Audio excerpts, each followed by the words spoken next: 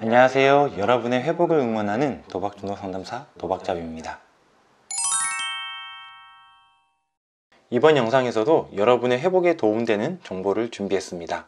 여러분이 도박 중독에 대해서 이해하고 어떠한 마음을 가지고 회복을 위한 행동을 해야 하는지 회복의 길을 가고 있는 분의 경험을 기반하여 구체적인 행동 수칙을 전해드리겠습니다. 먼저 다음의 이야기를 통해 자신이 가지고 있는 마음에 대한 알아차림을 해봅시다. 만약 도박을 싸움의 상대라고 비유해서 생각해 본다면 여러분은 도박이라는 상대를 어느 정도 수준의 상대로 바라보고 계시나요? 도박이라는 상대를 처음 만났을 때는 내 의지 안에서 조절할 수 있고 즐길 수 있는 상대로 보셨을 것입니다. 그러다 보니 잦은 겨루기를 통해 이기기도 하고 지기도 하는 막상막하의 경험을 하게 되죠. 그 막상막하의 경험은 내가 조금만 더 노력하면 도박이라는 상대를 이길 수 있겠다는 기대를 가지게 합니다. 하지만 내 뜻대로 이루어지지 않죠. 이제 싸움은 더 본격적으로 이루어집니다. 그리고 어느새 도박이라는 상대는 우리가 이길 수 없는 종합 격투기의 세계 챔피언이 되어 있다는 것을 알게 됩니다. 하지만 우리는 이길 수 없는 상대를 두고 계속 싸움을 하려고 합니다. 더 이상 우리가 싸울 수 있는 힘이 없을 때까지, 결국 돈이 없어질 때까지 싸움이 이어지는 거죠.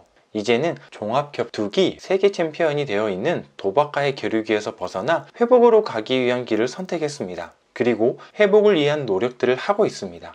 그런데 이 마음이 계속 가면 좋을 텐데 안타깝게도 시간이 지나면서 도박이라는 상대가 세계 챔피언이 아닌 초등학생으로 보이기 시작합니다. 그러면서 내 의지만 있으면 초등학생인 도박과의 겨루기에서 벗어나는 것은 쉬운 일이라고 회복에 대해서 가볍게 생각하고 행동하는 모습을 보입니다. 더 나아가 다시 겨루기를 해보려고 시도도 하게 되죠. 여러분이 이 이야기를 들으면서 어떠한 마음이 드셨나요? 여러분은 도박이라는 상대를 어느 정도 수준의 상대로 보고 계셨던 것 같으세요?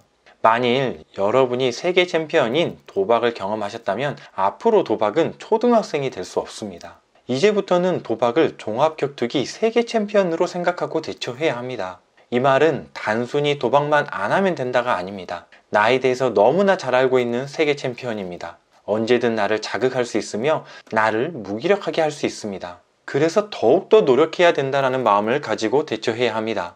자, 이제 마음의 준비를 하셨나요? 그렇다면 이제는 대처할 수 있는 방법으로서 회복의 길을 걷고 있는 분께서 추천하는 행동 수칙 10가지를 이야기 드리겠습니다. 먼저 지금부터 나오는 이야기는 회복자의 마음을 있는 그대로 여러분에게 전달하겠습니다. 다소 강한 표현으로 여러분에게 불편감을 줄 수 있겠지만 그만큼 도박을 끊고 회복하는 게 쉽지 않다는 것, 그리고 스스로가 결단이 필요하다는 것, 회복에 도움을 주고 싶어하는 회복자의 마음이 강하게 담아 있다는 것을 알아주시길 바랍니다.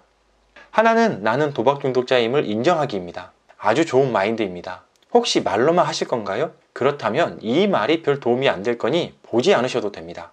나는 도박 중독자입니다. 이 말은 내가 도박 중독이라는 질병에 걸렸고 환자라는 것을 인정한다는 말입니다. 그러나 이것을 인정하지 않는다면 회복이 되지 않습니다. 말로만 도박 중독자라고 인정하실 건가요? 이제는 질병으로서 인정하고 치료를 위한 행동까지 옮기는 사람이 됩시다. 둘, 도움받기입니다. 우리는 도움을 받아야 하는 사람들입니다.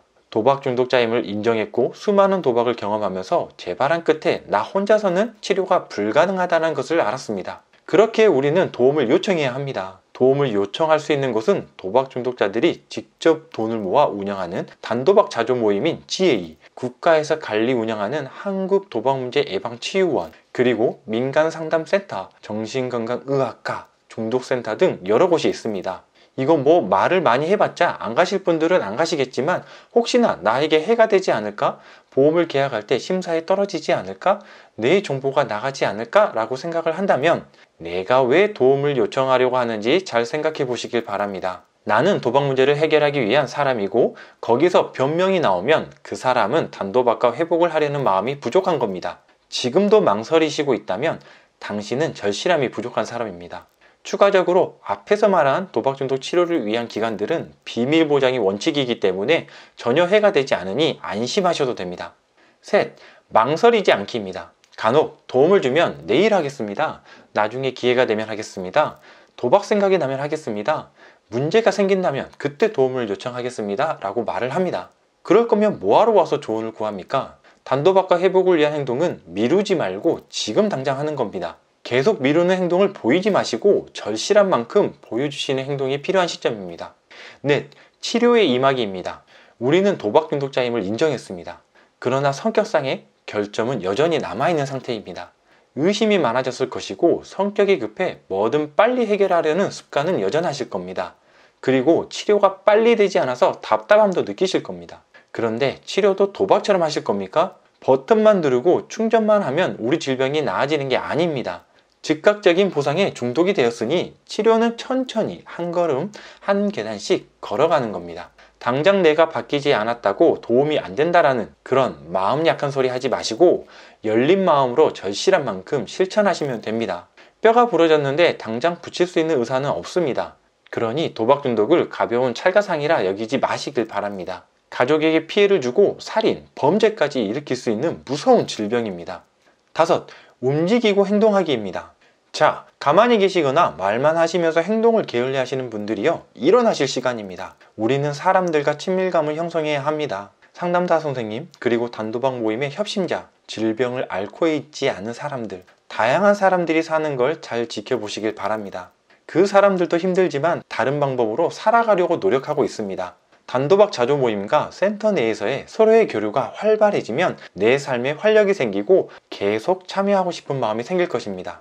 마음을 닫지 마시고 어떤 방법이든 나에게 도움이 된다는 긍정적인 마음으로 자신의 메시지를 많이 전하시길 바랍니다. 실천은 발로 하고 행동으로 보여주는 겁니다. 핑계와 변명은 내가 마음먹은 의지를 무뎌지게 만드니까 이제 그만하시면 됩니다. 여섯, 나를 사랑하기입니다. 우리는 자꾸 쓸데없는 것에 합리화를 갖다 붙입니다. 도박으로 돈을 잃었으니 돈이 없고 돈이 없으니 궁핍하게 살아야 하는 것은 당연한 건데 자꾸 지하로 들어가면서 숨어 지내려는 행동을 하게 됩니다. 자책과 잔소리를 하면 할수록 나는 더 약해지고 일어설 곳이 없게 됩니다. 그만 자신을 때렸으면 합니다. 때리면 때릴수록 나는 더 발전하기 힘들어집니다. 이제는 잊어버리고 긍정적인 마음을 갖고 행동하고 연습을 하시면 됩니다. 일곱, 성실해지기입니다. 저의 학창 시절을 예로 떠올려 보겠습니다. 저는 학교 가기를 싫어했으나 막상 가면 즐거웠습니다. 공부는 싫었지만 학교에서의 활동 그리고 친구들과 재미있게 놀았던 기억이 있습니다. 그래서 학교의 친구들을 보려고 갔던 일도 있었습니다. 비슷하게 바라봅시다. 막상 가기는 싫은데 가면 더 알아가는 재미와 나와 같은 사람들이 함께 걸어갔으면 좋겠다는 생각들이 공존할 겁니다. 이건 성실함이 존재하지 않으면 어렵습니다. 그리고 다른 취미를 찾기 어렵다면 단도박에 취미를 두시길 바랍니다. 8. 정직하게 살아가기입니다. 도박 중독자에게는 재발이 항상 오기 마련입니다. 아마 나는 더 이상 도박을 하지 않겠다는 말은 수천 번 했을 겁니다. 결과는 어땠을까요? 계속된 재발에 지쳐있는 자신을 발견한 적은 있으신가요? 그럼 잘못된 겁니다. 더 이상 도박을 하지 않겠다라는 거짓말을 하고 생활이 피폐해져 있다면 앞으로는 거짓말을 하지 않고 정직하게 살아가는 법을 배워야 합니다. 그리고 일상에서 모든 것을 정직하게 살아가기 위한 노력도 하셔야 합니다. 9. 대리변제 요청하지 않기입니다. 한 번쯤 경험하거나 하지 않은 분들도 분명 존재할 겁니다. 돈을 갚아주는 것은 도박을 하라고 부추기는 거죠. 부모나 주변 사람들은 도박을 끊을 수 있다는 믿음이 크십니다. 그런데 아이러니하게 우리는 그 믿음을 저버리지 않기 위해 다시 그 돈을 갚기 위해 도박에 손을 대고 말죠. 자, 우리 모두 내가 저지른 행동에 대해서 스스로 책임지는 사람이 됩시다. 도박으로 인해 생긴 부채에 대한 도움을 가족에게 받지 마시고 자신이 직접 발로 뛰면서 개인회생, 신용회복위원회에서 많은 도움을 받으시길 바랍니다.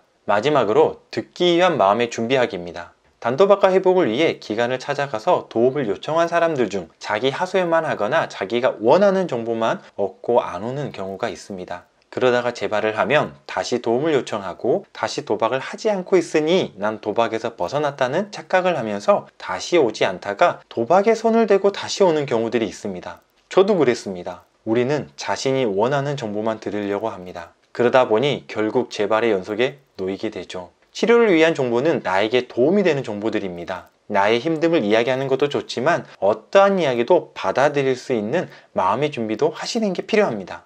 지금까지 회복자의 경험에서 나온 10가지 행동 수칙을 이야기 드렸습니다. 그리고 10가지 내용에서 자신이 할 수 있는 것들이 있다면 해보시길 권해드립니다. 많이 하면 할수록 좋습니다. 그만큼 도박이란 상대가 만만치 않기 때문이죠. 앞으로도 여러분에게 도움될 수 있는 정보라면 무엇이든 전해드리겠습니다. 그리고 이 영상이 여러분에게 도움이 되었기를 바랍니다. 혹시 도박 중독 회복 과정에서 궁금한 점이 있다면 댓글 남겨주시면 성실껏 답변 드리겠습니다. 이상 여러분의 회복을 응원하는 도박 중독 상담사 도박잡이였습니다. 감사합니다.